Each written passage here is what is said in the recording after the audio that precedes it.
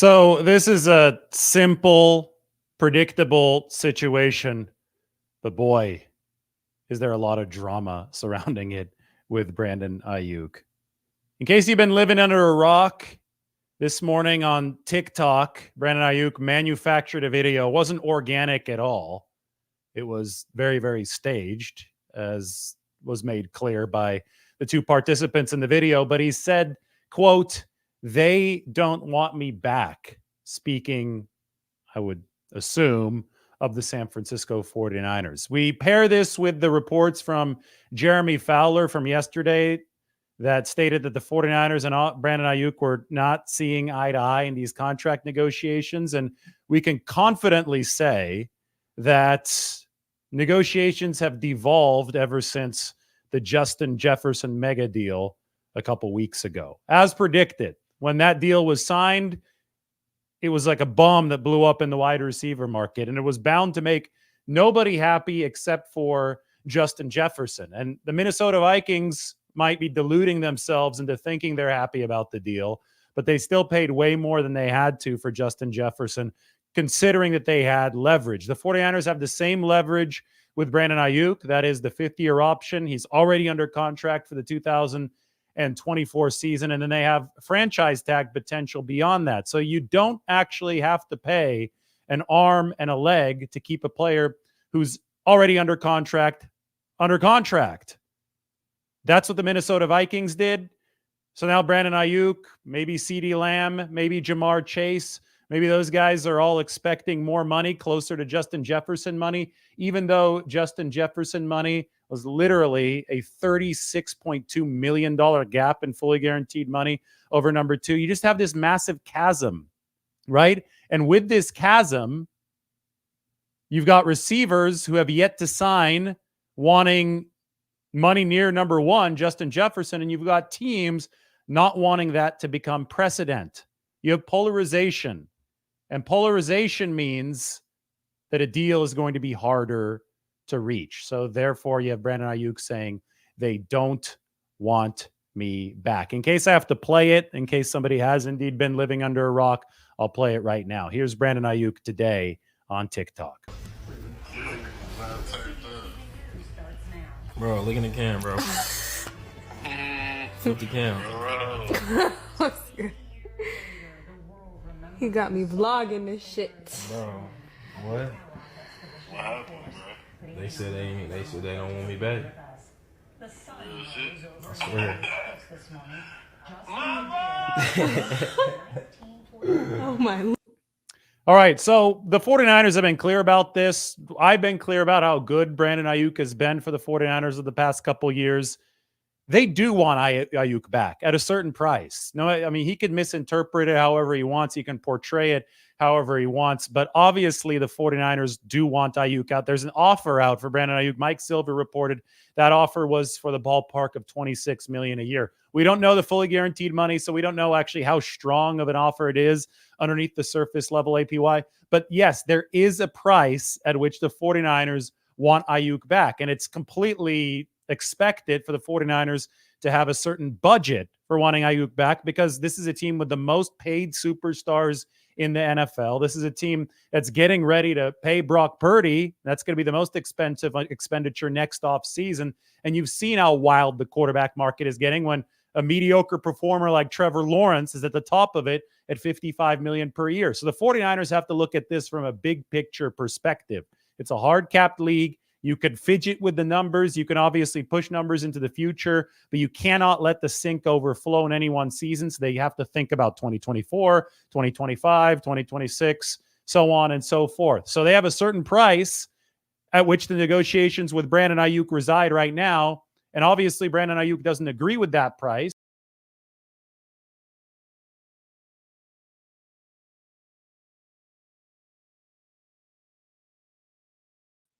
Maybe Aiyuk does not agree with that price because of this.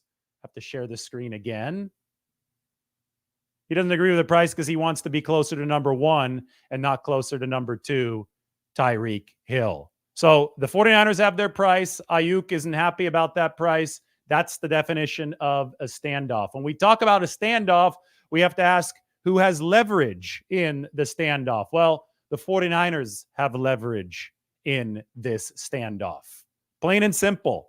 This is how it works. The 49ers already have Brandon Aiyuk under contract. This is why it's so simple. Let's just outline how simple this is. He's under contract for 2024.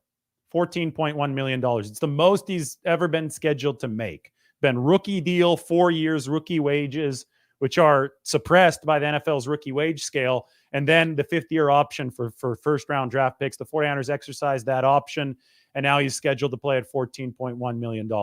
So there's that. The 49ers could just sit and do nothing, not even offer a contract. They have, but they don't have to offer one, and Brandon Aiyuk will be under contract for $14.1 million this season. Beyond that, the 49ers can apply the franchise tag to Brandon Aiyuk, like the Cincinnati Bengals did this offseason with T. Higgins. And it's timely because T. Higgins just signed his 1-year franchise tender worth $21.8 million with the Cincinnati Bengals. So obviously T. Higgins probably not thrilled about that, but he's thinking, okay, well, I might have to wait another year to get the long-term contract that I really want. It's better for me to play at $21.8 million. The Bengals obviously exercise control over his rights for this season with the franchise tag. The 49ers can theoretically do the same thing with Brandon Aiyuk next season. So they can keep him at $14.1 million this year, and they could turn around and offer him the franchise tender next year, which doesn't allow Brandon Aiyuk to go anywhere else at what? It's probably going to be in the low to mid-20s next year. And then the second franchise tag would be 120% of the value of the first franchise tag. So they can theoretically keep Brandon Aiyuk under team control, whether he likes it or not, for the next 3 seasons. That means that San Francisco has leverage in this scenario. That means that they have no reason to go out of their way to offer more money than need be. They have no reason to pull a Minnesota. Minnesota is not a good franchise. Minnesota hasn't been winning a whole lot. The 49ers have been winning a lot. The Vikings decided to essentially write a blank check to Justin Jefferson. They let him negotiate against other positions, against Nick Bosa as the highest paid non-quarterback instead of other receivers. It's a wild contract. It's a contract that you would expect a team that's not very good to give out. Again, this is wild. We've never seen anything like this at a non-quarterback position with that gap between Jefferson and everyone else. So that's where Minnesota was, but the 49ers have no obligation and really no reason to go into that territory with Brandon Aiyuk. They'd rather keep him closer to the pack.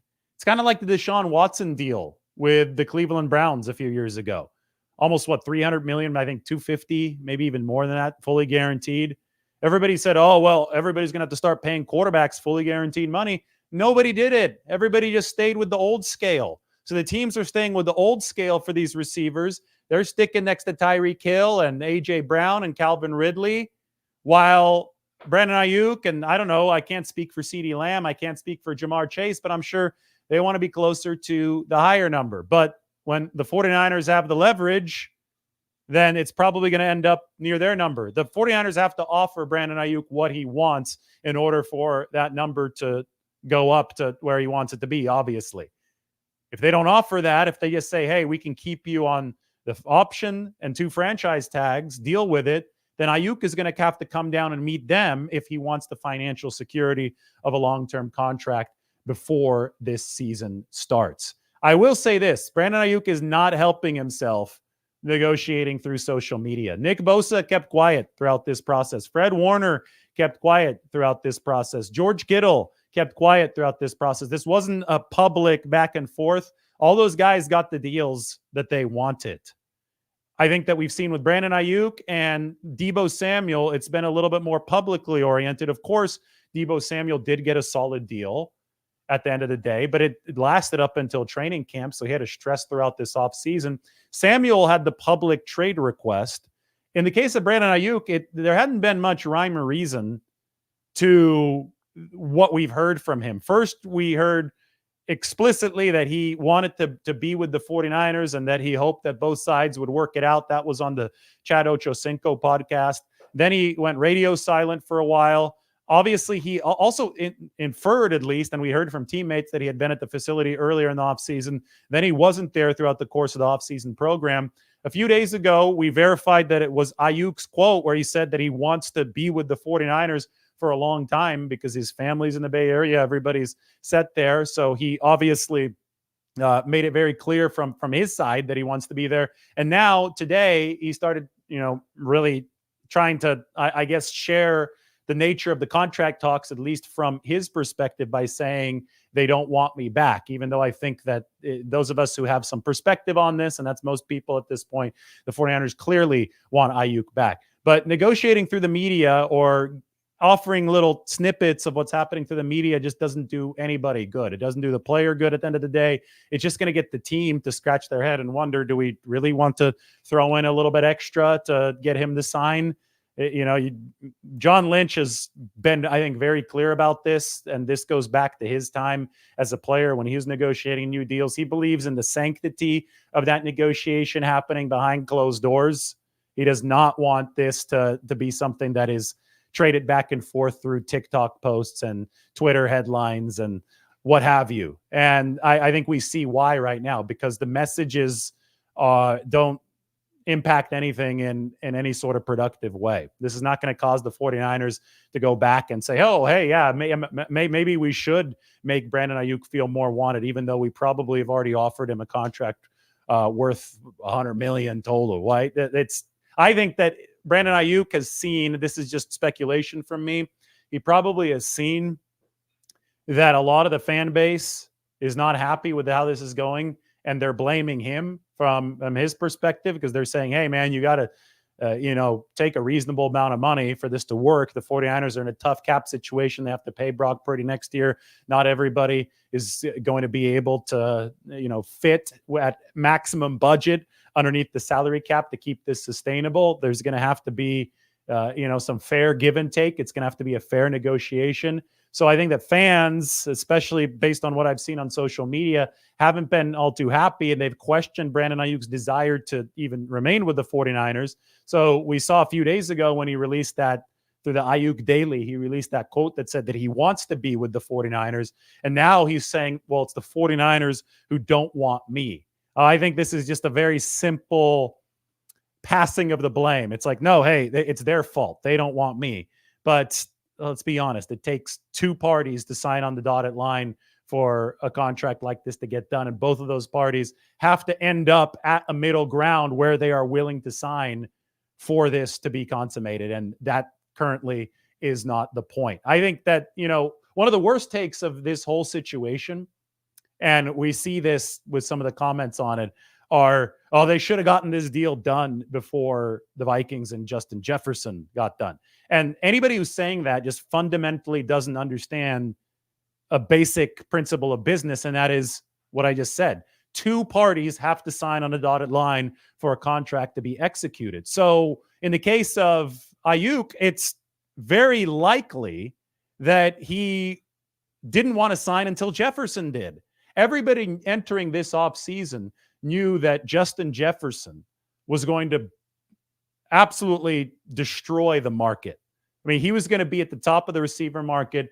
That was going to be a deal that surpassed Tyreek Hill's. I just don't think that people could predict how much he destroyed the market by. But anyway, that was even Brandon Aiyuk's camp. They knew that Jefferson would pace the market, so they figured that they would wait because that could be the rising tide that lifts all boats. Well, Jefferson did indeed blast through the top spot in the market. But instead of being the rising tide that had lifted all boats, he's just been the boat that's floated so high above everybody else that all the receivers are mad that they want more money now. They want to close that gap. And the teams are just sitting there shrugging their shoulders saying, we don't have to copy the Minnesota Vikings. We don't have to do what they did. But anyway, Aiyuk had to sign, would have had to sign earlier for the Justin Jefferson deal to not be an issue in his negotiation. I don't think he wanted to sign earlier. I'm sure the 49ers would have loved to sign Brandon Aiyuk at a more team-friendly price before the Justin Jefferson deal skewed this whole situation and created this polarization that I'm talking about.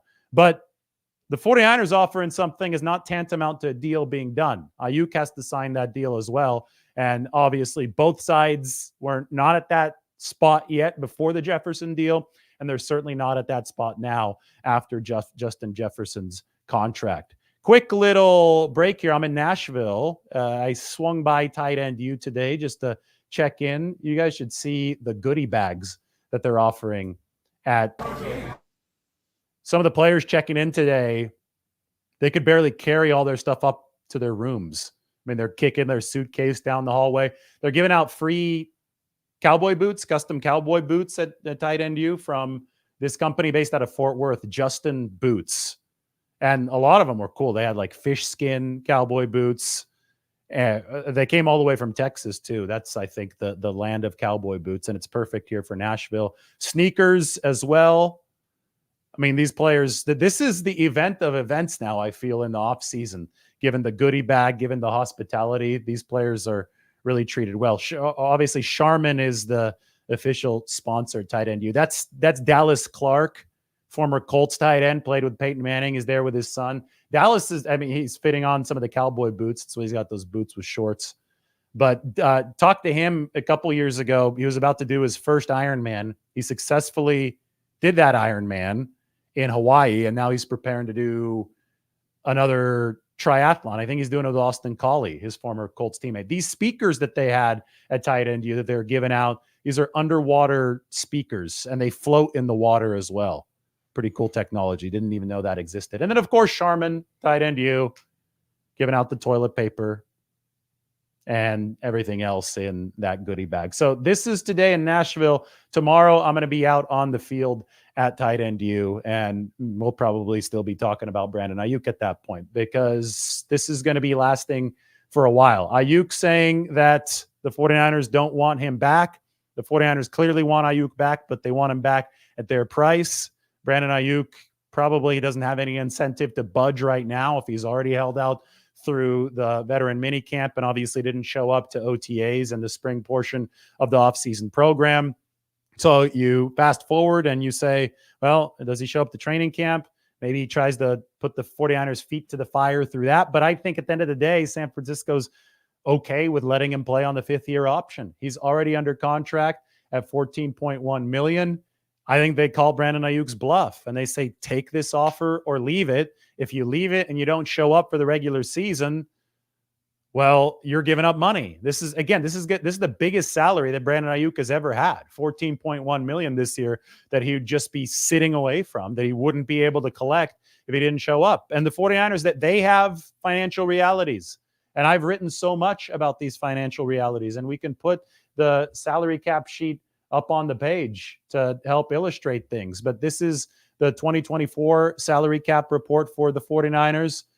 $23.6 million this year. Aiyuk would open up space in the short term, but you have to remember, in the long term, that's going to hit the books over the course of 2025, 2026, 2027, and 28. It's what we call flow control. And this is my predicted contract for Brandon Aiyuk using that flow control method. I think they'll probably use another option bonus. I only included 2 bonuses, the signing bonus and the option bonus here, but they can include 2 option bonuses, stagger them out over the future, keep the cap hits low now, but they become higher later. And you're counting on the salary cap to increase year over year over year, but you still can't flow in that sink over a certain level, because if the sink does overflow, that's when you have to start cutting players, and those cut decisions are difficult ones. So they have to make sure that they keep this contract constrained to a reasonable size. I'm not saying an unfair size, but a reasonable size that the 49ers hope can be fair grounds for both them and for Brandon Aiyuk, who obviously has been a fantastic player for them. I mean, I would be remiss to not show this, because every single time that we do something on Brandon Aiyuk, I feel that we have to show this. His per play efficiency was just awesome. This is a separation grade on the x-axis and catch point and yak grade on the y-axis. That's Aiyuk way up there. He's up there with the truly elite receivers in the NFL. And, you know, on a per play grade, you could even argue better than a lot of receivers in the NFL. Now, the volume isn't at the same level as what it is for Justin Jefferson. It's not at the same level as it is for somebody like CeeDee Lamb. And of course, that probably has to be taken into account. But so does the fact that Brandon Aiyuk blocks like I mean, I think he's the best blocking receiver in the NFL, especially the best blocking alpha receiver in the NFL. And that's such an important part of the 49ers system. He's got tremendous rapport with Brock Purdy. I mean, there's so many reasons why the 49ers want to keep him around, which just makes this ridiculous. They don't want me back. It's just not true what he said today. It's posturing, but that posturing means that it's a reflection of the difficulty of this negotiation, which I've said so many times, I think just comes back to this. I think it's gotten a whole lot harder since that Justin Jefferson gap was established. And it's not like the 49ers could have signed him sooner than that if Brandon Aiyuk didn't want to sign sooner than that. He was waiting for Justin Jefferson to sign. Well, okay, Justin Jefferson signs. It's probably more than anybody expected. And now the team is saying, no, we're not venturing that far. We're keeping Justin Jefferson's an outlier. That deal doesn't matter. And I can get it. If your heart is set on Justin Jefferson signing before you, and then you're like, okay, I'm going to use that number to then negotiate one from me a little bit lower than Justin Jefferson. If your heart is set on that's the way that I want this to go, then I can understand that Brandon Aiyuk would be extra frustrated now that Jefferson has signed and the 49ers are treating this $88.7 million fully guaranteed as an absolute outlier. Everybody's just saying, okay, we're going to negotiate according to the old scale. Let's just go back to Tyreek Hill's number, A.J. Brown's number, Ridley's number, DJ Moore's number. Let's forget about Justin Jefferson's fully guaranteed number because that has nothing to do with anything. We'll treat it like Deshaun Watson's number at the quarterback position. So the teams are basically saying, we want them back or these receivers back. And I'm talking about the Cowboys and Lamb and the Bengals and Jamar Chase, but they want them back at market rate prices. And they don't consider Justin Jefferson to be a market rate price. The standoff is about leverage at this point. I have to compare it to last year. Nick Bosa sat out all of training camp, sat out through the preseason. They didn't find a deal until the start of the regular season, 2 or 3 days before that. He signs his contract. He walks out onto the practice field for a walkthrough ahead of the 49ers season opener against the Pittsburgh Steelers. It was very clear based on the deal that Nick Bosa got, which happened to be the deal that I think it was very clear that Justin Jefferson was negotiating against because that was $34 million per year for Bosa, $88 million fully guaranteed. Jefferson was $35 million. $88.7 million fully guaranteed. So it's obvious that Jefferson was taking aim at that deal. I think that deal was the result of the 49ers having to cave at the very end last year because they could not go into week one. At least they didn't want to. They badly didn't want to go into week one without Bosa playing. And that threatened to be a holdout into the regular season. Nick Bosa was extremely vital to San Francisco's plans in 2024 and obviously beyond. But for a team trying to win a Super Bowl that year, they wanted him there. And you saw that they had trouble at the second edge rushing position last year. That bookending defensive end spot was a big issue. They have Leonard Floyd in there and Yetur Gross-Matos now, so it's not as big of a weakness, but they could not afford to live without Nick Bosa during the regular season last year. I think the 49ers of this season are in a different spot regarding Brandon Aiyuk. They can't afford to go without him, at least for the first part of the season. They could make this really uncomfortable in the other direction for Brandon Aiyuk because Deebo Samuel's still under contract for 2 years. They've got Ricky Pearsall, who looked really good in OTAs, and now they have to see how Ricky Pearsall is going to fare in training camp. But the more reps that Pearsall gets at training camp, if Brandon Aiyuk is not around, puts more firm optionality at the 49ers' disposal. They've also re-signed Jawan Jennings on the 2-year deal that bypassed the tender. I mean, they've got a lot of weapons even outside the receiver room.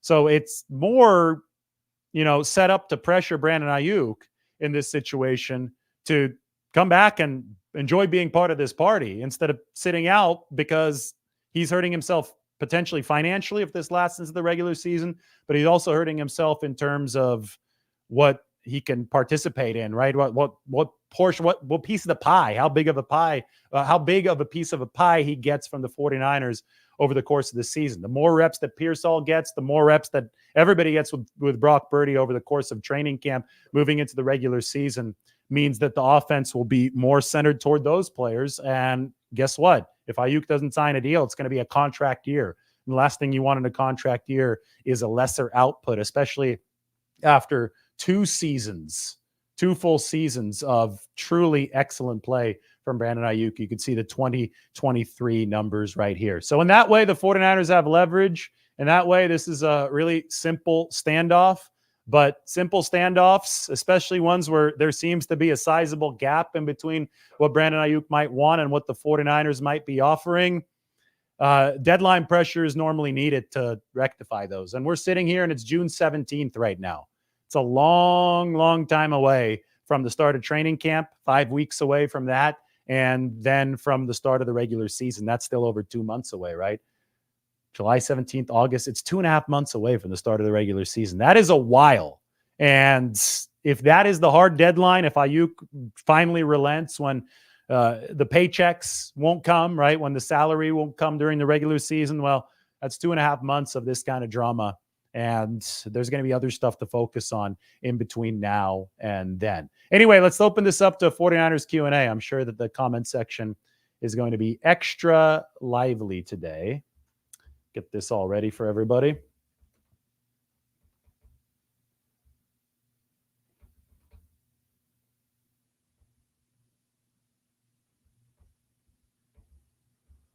There we go.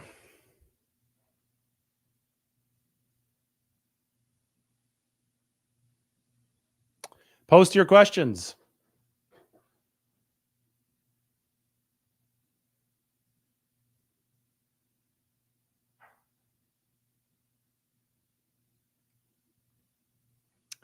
I'm looking through some of these. I don't see any questions, though. I see a lot of comments. I'm not going to just put up comments for the hell of it. David, nothing has changed about this dynamic between the 49ers and Brandon Aiyuk. Why is it such a lightning rod of a topic? Because people are bored. There's nothing else going on right now. They want their 49ers drama because you got addicted to the drama. You guys got addicted to the highs and the lows over the course of the past 5 years. So you're craving it right now because it's the quiet portion of the offseason. And Brandon Aiyuk is giving you exactly what you crave by posting staged TikTok videos. So then everybody freaks out when they see a staged TikTok video. What can that possibly mean? Well, what it means is that Brandon Aiyuk is not happy with the 49ers offer right now. He's frustrated with the situation. He has every right to be frustrated with the situation, but it is what the situation is, and that is the 49ers have leverage right now in the situation. They can wait this out. They ultimately have the high ground. So that's what it is. That's why it's a hot button topic as we speak.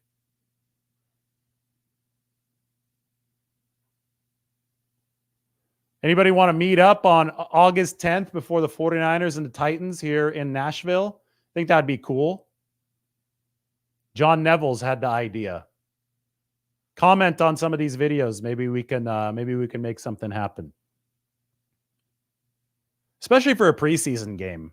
And that stadium is right off of Broadway. There's a bunch of bars right there, easy to get to. And for a preseason game, it's not really that intense from my perspective, work-wise. Could work.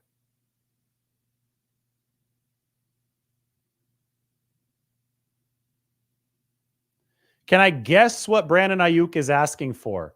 I can't really give you a specific guess. This is why I keep on going back to this. It's somewhere, and fully guaranteed money is going to matter a whole lot more than average per year. So I'm not going to be talking in terms of APY if I don't have to. I'm going to be talking in terms of the fully guaranteed money. And I know that Tyreek Hill's at 52.5. And I know that Justin Jefferson is at 88.7.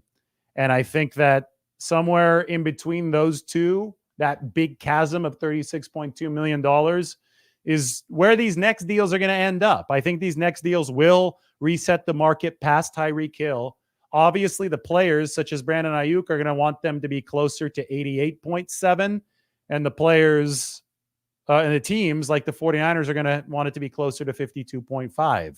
So I think the arguments are in that gap, and it's a really big gap, and that's why it's a market derailing gap. I wouldn't say that it set the market. I think that it just created chaos in the market when the Minnesota Vikings awarded Justin Jefferson a contract that big.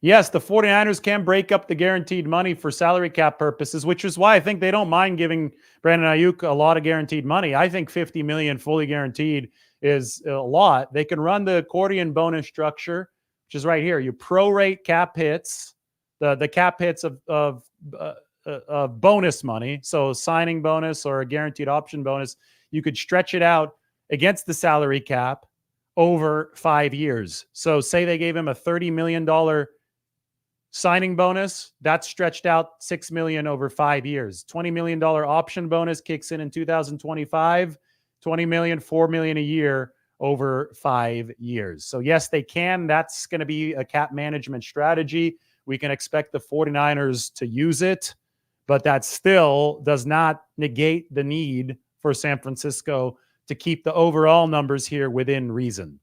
Because the salary cap is like a sink. You cannot let the sink overflow. And it's like multiple sinks. You've got your 2024 sink, your 2025 sink, 2026, and there are pipes connecting the sinks. There's a faucet, which is your new expenditures, like a potential Aiyuk contract of water pouring into the sink.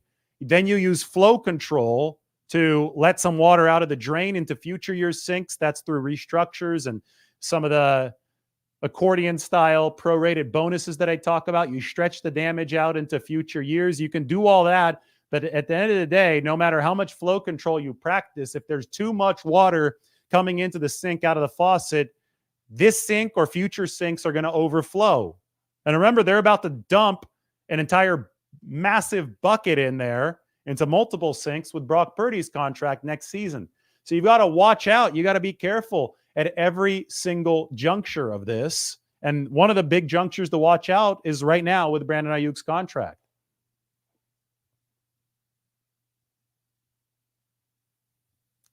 Has John Lynch talked or posted anything about the Aiyuk drama? No. And that's something to note. The 49ers don't negotiate publicly. That doesn't help anybody, right? It doesn't help anybody if Brandon Aiyuk is sending out cryptic messages on TikTok, and it wouldn't help the 49ers if they did that. They like to keep this private. They did with Nick Bosa. Nick Bosa did that as well. He reciprocated last season. Fred Warner reciprocated when the 49ers did that and set the market at the linebacker position in 2021. George Kittle reciprocated in 2020, even though we learned later on that those negotiations became contentious. It's been Deebo Samuel and Brandon Aiyuk who have both been louder about this, right? In Deebo Samuel's case, it was the trade request. That was a Tory Dandy tactic in that 2022 offseason. And now with Brandon Aiyuk in this 2024 offseason, it's been, less overt, but more just little breadcrumbs, I guess I would say, here and there on social media. It's certainly keeping the fan base, I don't want to say entertained because that's more of a positive word. I don't think the fan base is very happy about this, but it's keeping the fan base paying attention to everything. But don't expect the 49ers to make a statement here until they actually finalize a deal with Brandon Aiyuk. As Mike says, the 49ers going public would probably be bad news.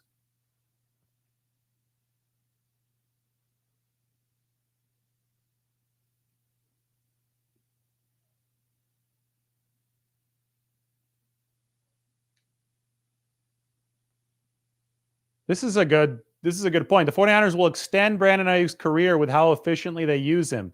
And you can argue his success is heavily from Brock Purdy and Kyle Shanahan. It was a calculated play by Brandon Aiyuk because he has little leverage.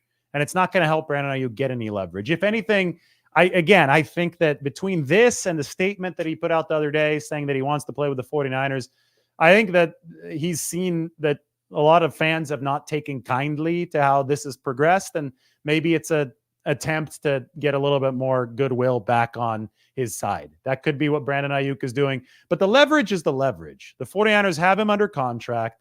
They have the threat of the franchise tag beyond this season. We know what the leverage is. It's not going to change based on what people say or don't say on social media. It's simple business at the end of the day. Everything on the surface between social media, what have you, that is posturing. It's no more than posturing. So I think it's important to keep that in mind. By the way, tight end U today and tomorrow, those of you who are just joining, they had the goodie bags over at tight end U. That was fun.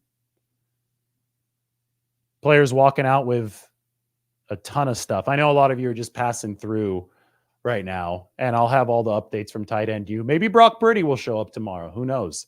That'd be cool, right? I think that would That would generate some more interest in the event, although they have the best goodie bag at this event of anything ever. Guys getting fitted for their free cowboy boots and much, much more from Tight End U. It was a cool little goodie bag. I'm back to the Q&A, though. This is more exciting. Let's talk.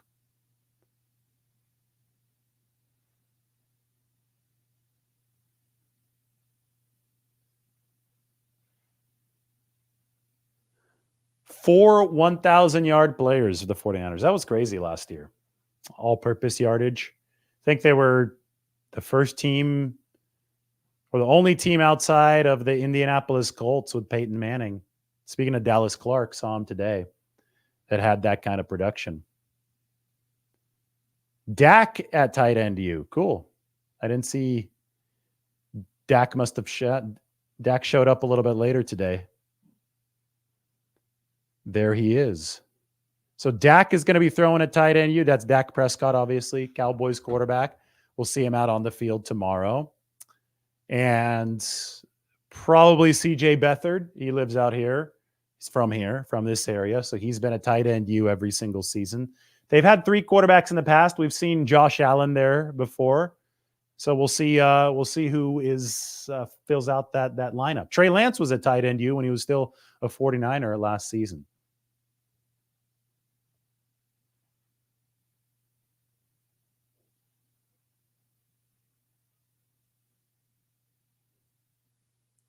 Isn't there a huge risk that Brandon Aiyuk won't be on the same page with Brock in terms of chemistry with this holdout, the way that Bosa wasn't at the beginning of last season? Well, it would be a different way than Bosa because Bosa plays a different position. But yeah, chemistry is important at defensive end. I mean, it's not just chemistry too. It's the nuances of the game. Everybody in the NFL is fast. Everybody's big. Everybody's strong. So the technical details of how you shuffle your feet, how you set a cornerback up with a lean, how you move your hands, how you non-verbally communicate with your quarterback, which obviously is chemistry. All of those things make a huge difference in determining who plays well and who doesn't. So Bosa is a phenomenally talented player, but the minute details, even he loses some of the command of the minute details when he's not out on an actual football practice field, when he's only working out by himself in his compound in Florida. And he admitted as much last year that it took him a while to get back into football speed after those several weeks away that he's usually at the team facility. So in the case of Brandon Aiyuk, of course there would be an issue. You go to training camp because you're training for the season. They wouldn't be out there in the heat at training camp unless they had some sort of benefit, right? They're not going to do that for nothing. So you would fall a little bit further behind if you're Brandon Aiyuk. And somebody like Ricky Pearsall would be getting a lot of the snaps that you're supposed to be getting.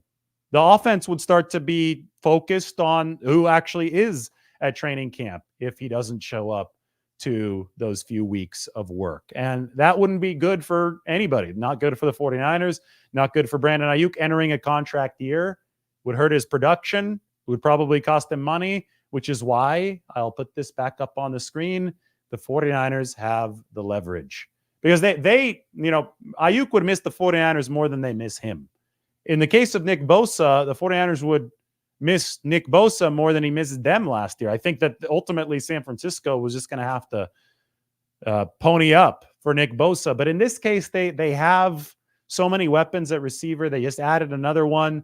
They're hoping that he's going to show that he's truly ready at training camp, and we'll see where Pearsall is at. But Kyle Shanahan's gotten a lot of production out of rookie receivers in the past. Brandon Aiyuk himself was on pace for a 1,000-yard season before he got hurt in 2020, ended up with 700 and change. Deebo Samuel, 800-yard season as a rookie in 2019. Even Dante Pettis had nearly 400 receiving yards. His best season came as a rookie. So the 49ers are good at getting these receivers in young, and they produce right away. The sophomore slump is more of an issue with the 49ers, but not a rookie problem at receiver. So they think that Pearsall can be productive, and I think all of those things combined put some pressure on Brandon Aiyuk that can turn into more pressure if Pearsall and the entire offense is flowing throughout training camp and he's not there.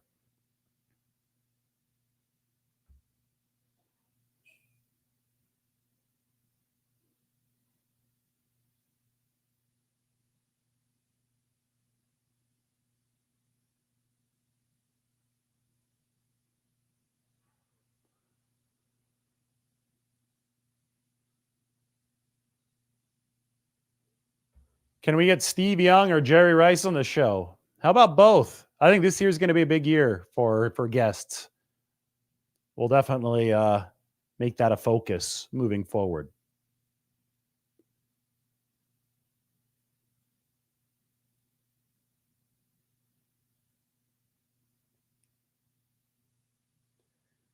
Here's a point. Brandon Aiyuk doesn't want to end up on a team without a solid playoff chance unless he's putting money before rings. I think that it's a smart business decision and a smart value proposition for Brandon Aiyuk to remain with the 49ers. You would much rather be in San Francisco than in Jacksonville. It's just it's a no-brainer from a value standpoint, from an athlete's point of view, because Jacksonville is a franchise that's never won anything, that doesn't have nearly the same media share.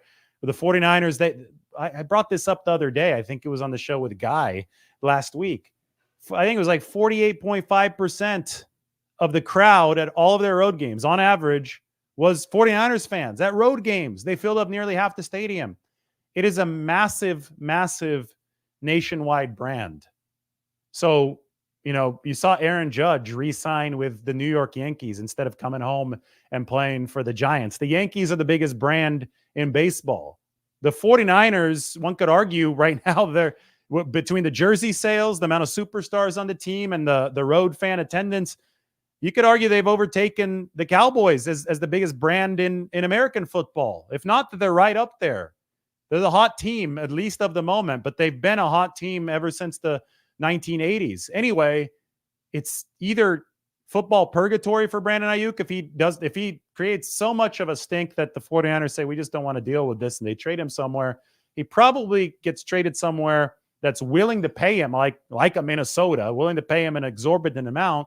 But that's not going to be a team that is particularly successful, right? That's not going to be a team that has the same brand power as the 49ers. So for the good of his career, for the good of endorsements, for the good of legacy, legacy is not just brand power. It's also what quarterback you play with.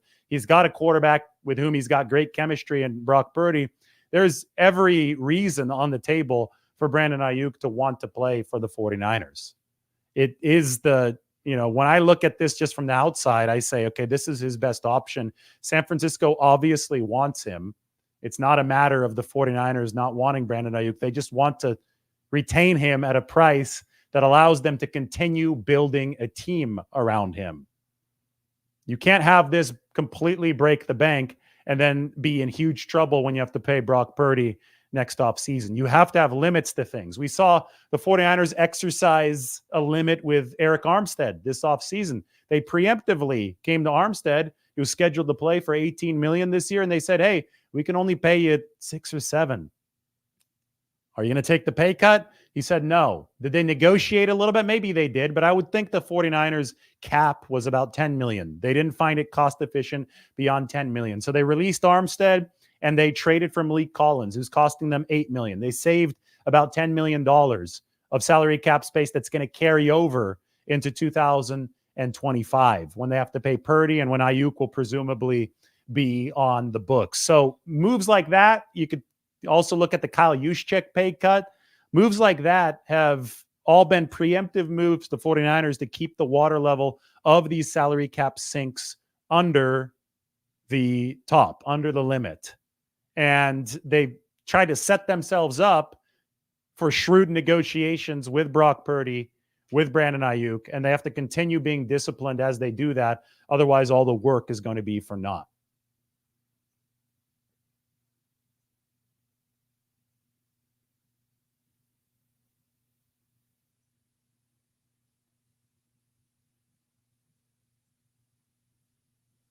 Yeah, I think that Guy Haberman and I are going to do something on maybe Wednesday. I got to text him. We'll figure it out. We'll do something on Wednesday. In the meantime, I'll do a lot before then. But Brandon Aiyuk, you know the news. You saw the update. You can go ahead and check out the article up on The Athletic. It is in the description, so go ahead and check it out. There you go. Brandon Aiyuk says they don't want me back as he and the 49ers continue to negotiate the extension. Time to see what happens next. I think it's going to take some deadline pressure a little bit later in the off season, because deadline pressure doesn't happen now. Right now it's June 17th and we're at tight end U, trying on some cowboy boots, getting ready to take the field. It is hot out here. It's very, very hot out here. But tomorrow, in the middle of that sweltering afternoon, we'll have to be out on that field. And I'm pretty sure that Brandon Aiyuk won't be there because he doesn't play tight end. Maybe Brock Purdy will be. George Kittle definitely will be, and I'll let you know about anybody else from the 49ers. But for now, we will say so long here from Nashville, and we'll talk to you very, very soon.